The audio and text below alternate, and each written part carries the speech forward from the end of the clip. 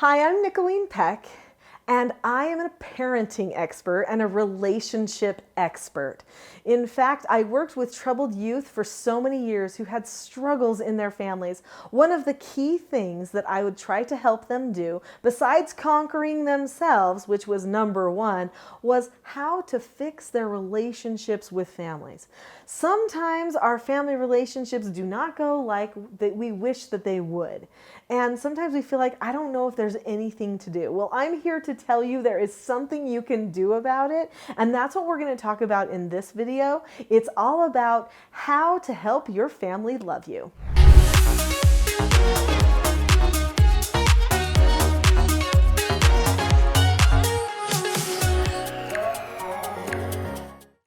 Somebody asked me, can you tell me how to get your family to love you? And yes, I can, but really, let's not focus on getting them to love us, okay? What if we focus on being lovable? What if we focus on being ready to pour out our love and to have them feel attracted to our love for them? Because guess what? We can't make them love us. We can't. There's no trick. There's no stratagem that will get your family to love you. But there are principles, there are truths, there are things that you can do and apply within your own heart and in your own life that will make you more lovable and that will make them more attracted to your company and to your companionship. In this video, we're going to talk about some of my personal stories and then 7 things that you can do to help your family fall in love with you again. Sometimes we all make mistakes, and I want you to know I've made mistakes in my own family relationships. Those are some of the hardest things to remember. Moments when I yelled at my own mother, even as an adult. Moments when I said something in an effort to help that really didn't help, or that somebody did not definitely see as me wanting to help. And then they chose to get mad, maybe hold a grudge, maybe not even talk to me for a period of time. That feels lonely. It feels sad. It feels like, what's wrong with me? What's wrong with my family? We all make mistakes. There's one thing that I always tell people, and that is you've got to trust that there's goodness in every single person. And that when they make mistakes, they're actually trying to do something that's good most of the time.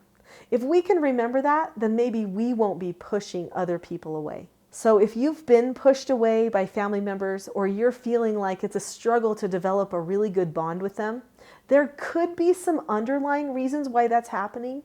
You could be having a situation where that other person is dealing with something that really has nothing else to do with you.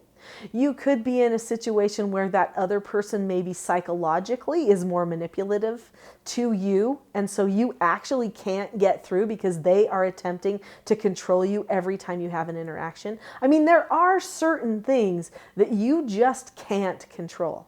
But there's one thing you can control. You can control how you feel about you and how you feel about them. So let's talk about these 7 things that have to do with the condition of your heart and your readiness for that connection and love that you're desiring. Number 1, forgive yourself.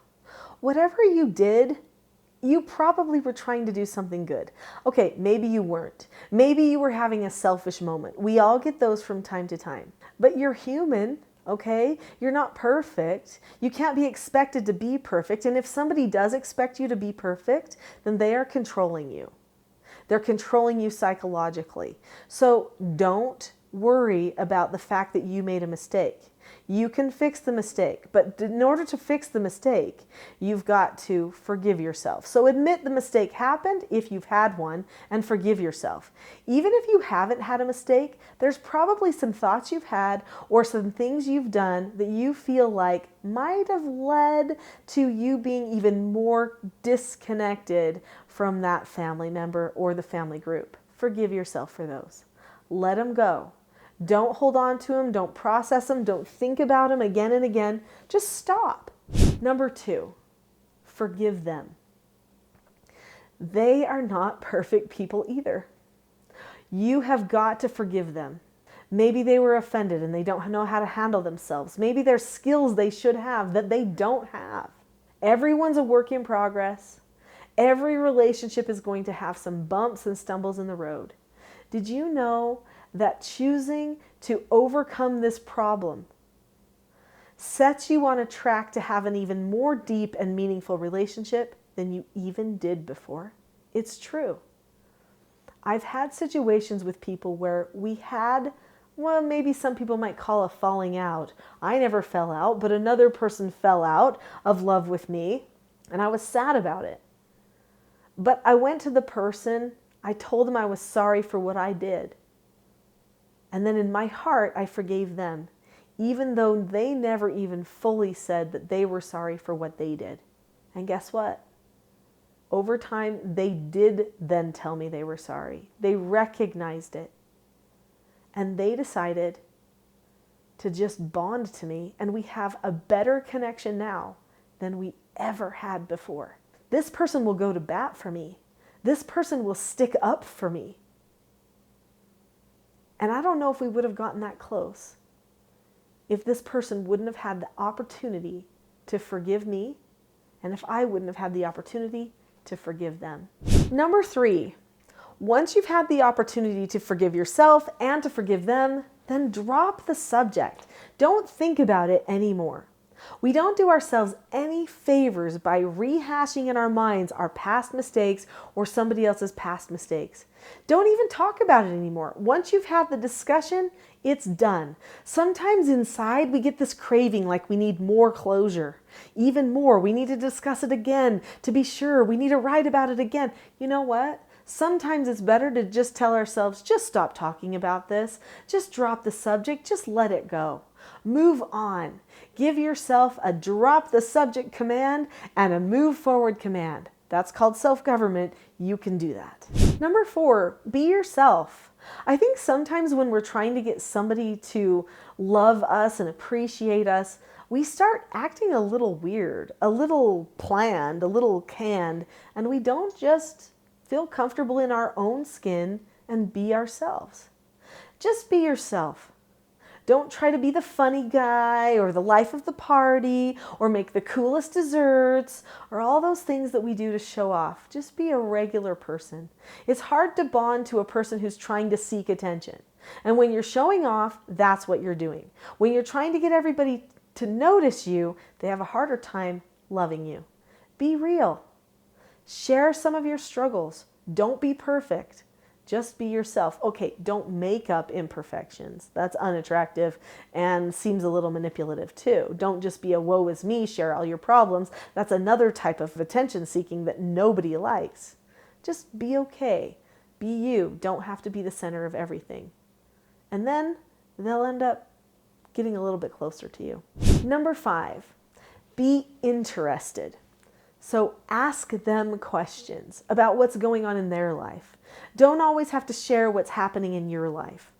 I remember my mother told me when I was young and I was getting ready to date, Nicholeen, if you want a guy to ask you out again, ask him questions. Get him talking about himself. If you're always just talking about yourself, he doesn't feel like he's having as fun of a time. Everyone loves to talk about themselves. So if you get him talking about himself, then he'll love your company. This was very sage wisdom. My mother had a great dating life, and I'm pretty sure that's why. I ended up having a great dating life too because I put that principle into practice. And I've told it to all of my children. But this principle is not just for dating and romance. This is also a good principle of friendship and family bonding. Talk to people about the things that interest them, instead of spending the time just focusing mostly on yourself. Number 6, be patient. Just trust a person can have a change of heart. You might have to wait for it though. Sometimes a person takes a while to allow their heart to change. They're holding on to a grudge. They're holding on to a negative feeling. They're holding on to disconnection because it feels easier maybe. Taking a step out of your comfort zone and fixing a relationship can seem like a lot of work sometimes. So be patient. Just trust that time sometimes does really heal all wounds and bring people together. It breaks down fences and walls. Just wait for the time. Pray for the time if you're a praying person, and then just notice it when it comes. Sometimes your family may not even want to talk to you for who knows how long. That's hard because you don't even know how to break through to that person then. How do you even fix a relationship when there's no way to relate?